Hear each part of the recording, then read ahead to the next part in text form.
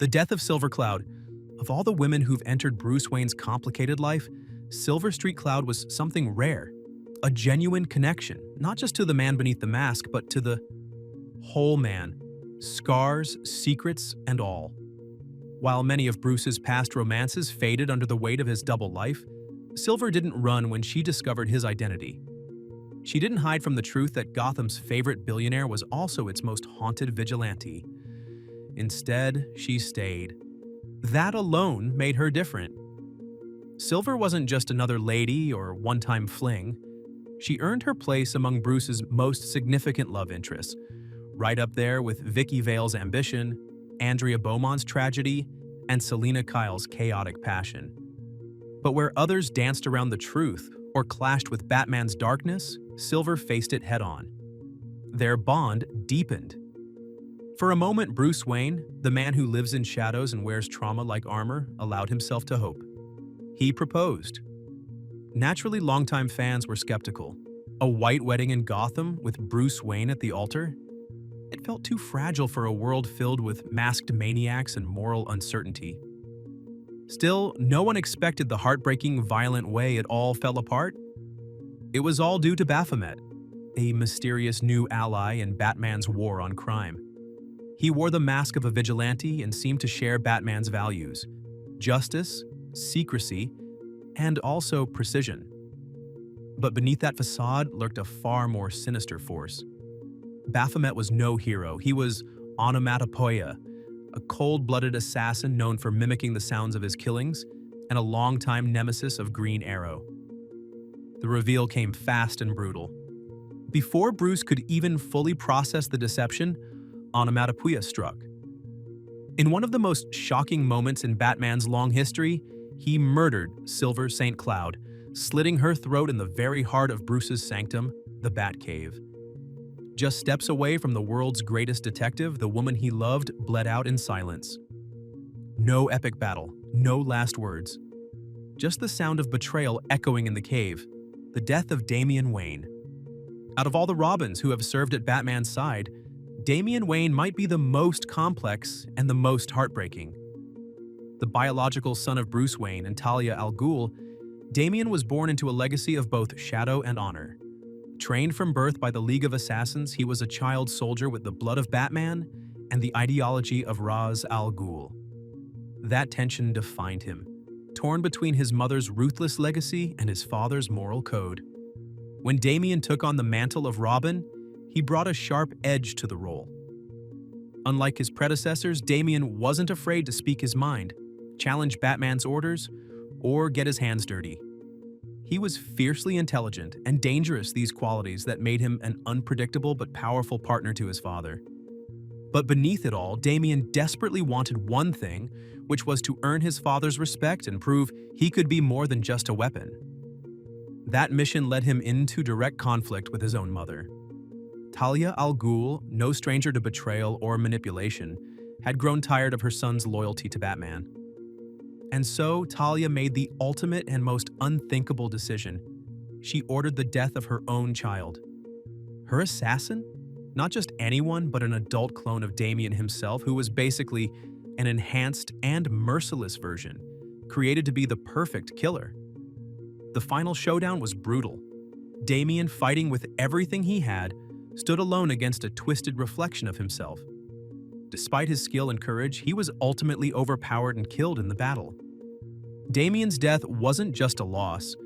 It was a huge blow to the entire Bat family. Batman, often seen as unshakable, was completely devastated. The death of his son, his partner, was more than personal. It shattered something inside the Dark Knight. Damian's sacrifice, loyalty, and growth made his death all the more tragic. But in true comic book fashion, death is rarely the end, and Damian's story didn't stop there. His legacy and eventual resurrection would come later. Still, that moment in Batman Incorporated remains one of the most painful chapters in the Batman saga. The death of Alfred Pennyworth. During the Silver Age of comics, a time marked by colorful adventures and almost predictable storylines, character deaths, especially of core members, were incredibly rare. The rules of storytelling in this era leaned toward predictability, where heroes triumphed and villains were usually sent packing without much lasting consequence. So, when Alfred Pennyworth died, it was a move that defied the norms of the time and caught readers by surprise. Alfred, although not the iconic figure he is today, was still a beloved member of the Bat family in the 1960s. He played an important role not just as Bruce Wayne's butler, but also as a consistent presence who helped with the day-to-day operations of the Batcave, and often found himself in dangerous situations. His death, then, marked a shocking departure from the usual storytelling. The issue set up Alfred as the unexpected hero. When Batman and Robin are captured by the villainous Tri-State Gang, Alfred is left as the last hope for their rescue. The story builds to a moment where the butler, typically relegated to the sidelines, is put on edge where he has to step in and save the day. But instead of a dramatic, heroic finale, Alfred's life is abruptly cut short. In a swift and surprising turn, he is crushed by a falling boulder, his death occurring with little warning or build-up. What's even more surprising than Alfred's sudden death, though, is what followed in Detective Comics number 334. In the following issues, Alfred returned not as the trusted butler we all knew, but as a villain named the Outsider. Stripped of his memories and any trace of his former self, Alfred became a villain with a completely altered personality. As the Outsider, he played the role of a rival who was bent on making life difficult for Batman and Robin, effectively becoming one of their most dangerous foes. The death of Thomas and Martha Wayne. Now, the tragic deaths of Thomas and Martha Wayne are often considered the major event that shaped Bruce Wayne into the Dark Knight. Although the heartbreak it caused to Bruce may not have been fully felt by readers at first, however, for Bruce it marked the beginning of an unending journey into the shadows of Gotham. The story of that fateful night is one that has been retold countless times, but its impact remains unscathed. Thomas Wayne, a well-respected philanthropist, was known for his dedication to making Gotham City a better place. He was a man of integrity and vision, committed to improving the lives of the city's citizens. Alongside him was his wife, Martha Wayne, a compassionate woman who shared his ideas. Together, they were a beacon of hope in a city desperately in need of it. They had one son, Bruce, who idolized his parents and enjoyed a privileged, carefree life. But that life was shattered one fateful evening. The Wayne family decided to spend a night at the theater enjoying a rare moment of relaxation. It was supposed to be just another joyful family outing, but it would turn out to be the last. As the family left the theater, they were confronted by a mugger named Joe Chill, who demanded their valuables. In the heat of the moment, Chill shot both Thomas and Martha Wayne, leaving little Bruce helplessly watching from the shadows.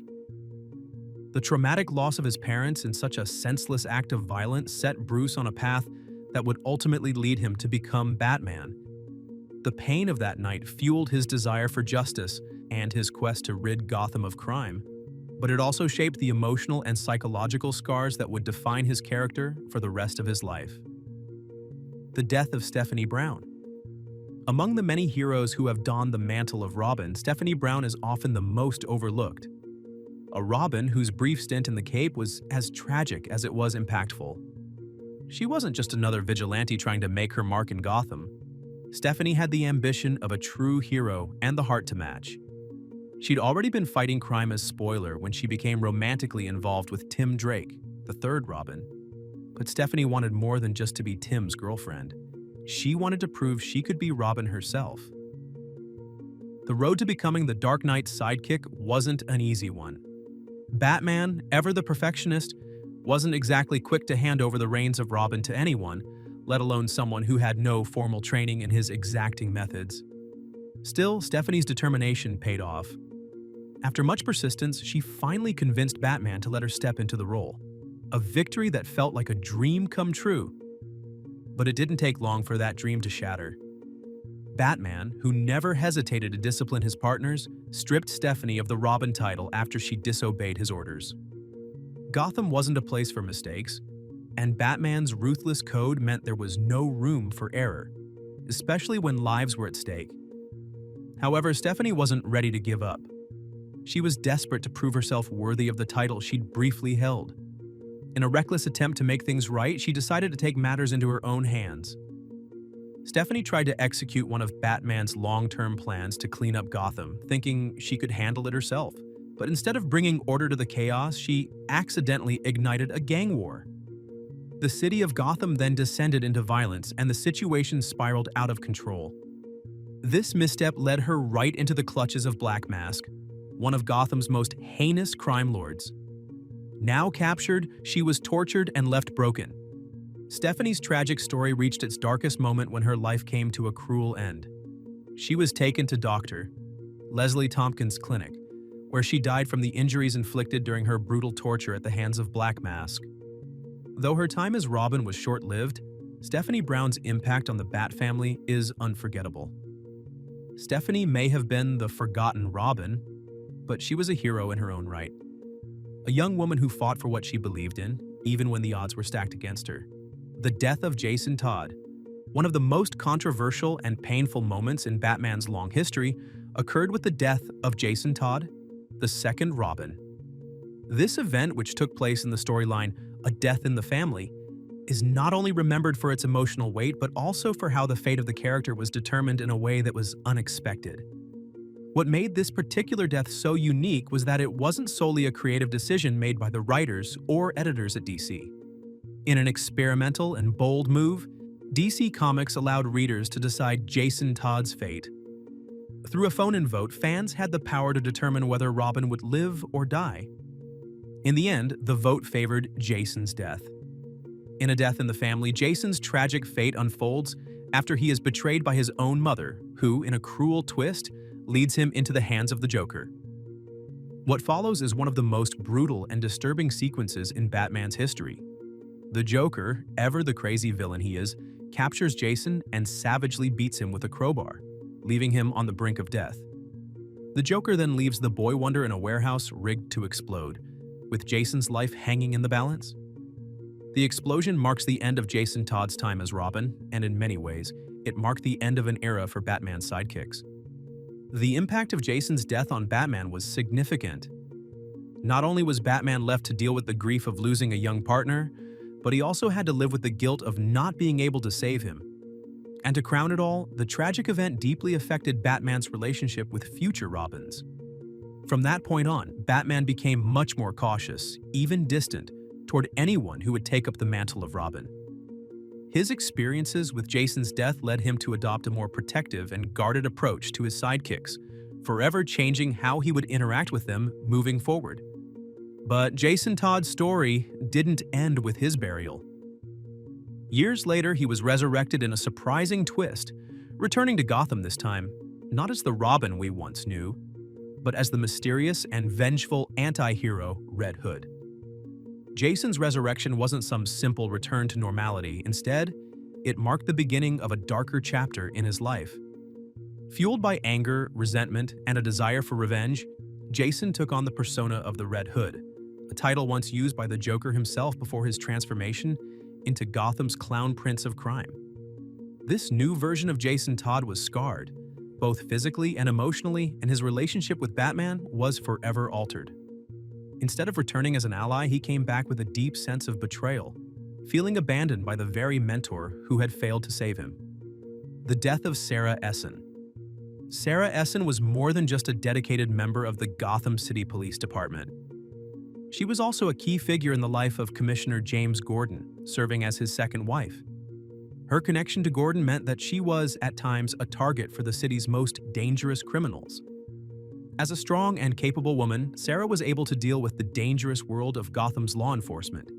But it also meant that danger was always lurking, especially as Gotham's criminal underworld continued to grow more intense. One of the most turbulent periods in Gotham's history came during the No Man's Land storyline, a time when the city was literally cut off from the rest of the world. The federal government abandoned Gotham, leaving the city in complete chaos. With no official rule of law, Gotham's worst criminals, including the Joker, were given free rein, and they wasted no time exploiting the situation. The city, now a dangerous wasteland, was in desperate need of hope, but the rising tide of villainy threatened to destroy whatever peace remained. In the midst of this lawlessness, Sarah Essen met her tragic end. Sarah's final moments were nothing short of heartbreaking. The Joker, already known for his wicked cruelty, took his madness to an unfathomable level when he held a group of newborn babies hostage. In one of his most crazy games, he tossed one of the babies into the air, forcing Sarah to make a life-changing decision.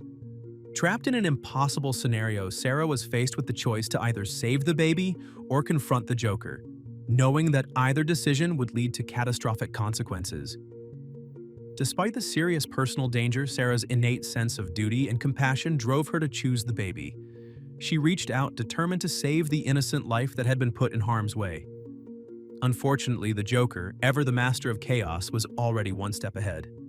As Sarah moved to save the child, he struck quickly, killing her instantly. Sarah's sacrifice was significant. She died protecting a child, someone who had no part in Gotham's crimes but became an innocent victim of its madness. Her choice to save the baby over confronting the Joker spoke to her character, showing her as someone willing to make the ultimate sacrifice for the greater good, no matter the cost. Tragically, the impact of her death wasn't just felt by Gordon, it was felt throughout Gotham, further solidifying the dark, chaotic nature of the city they all fought to protect. The death of Nightwing. Throughout the latter half of Tom King's Batman run, the Dark Knight's world seemed to grow darker with each passing issue. Batman's mental state took a serious toll, putting him into a deep state of despair.